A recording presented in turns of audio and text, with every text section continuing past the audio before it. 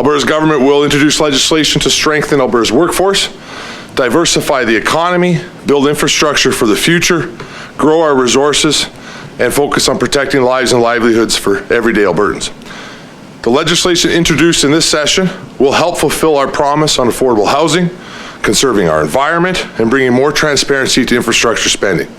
I look forward to working for Albertans with my legislative colleagues in the weeks to come. It looks like we are poised to have the largest economic recovery in the country, something that we intend to build on the strong piece of legislation that have come out of the legislature in the last 2 years that have focused on red tape reduction, regulatory reform to create jobs, tax reduction to attract job creators, and of course, modernizing environment enforcement around things like geothermal, hydrogen, technology and innovation and emission reduction, and of course, modernizing liability frameworks.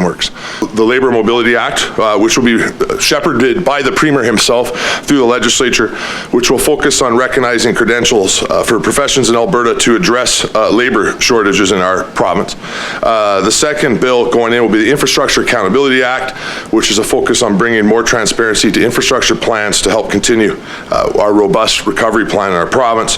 The third bill will be the Advanced Education Statutes Amendment Act, which is focusing on building skills for jobs, and it will drive efficiency and remove unnecessary red tape. The fourth bill, I should say, will be the Arts Profession Recognition Act, which is recognizing artists as promised in our platform. And then the fifth on the order paper is the Captive Insurance Companies Act, which will focus on amendments on the structure of reinsurance and self-insurance.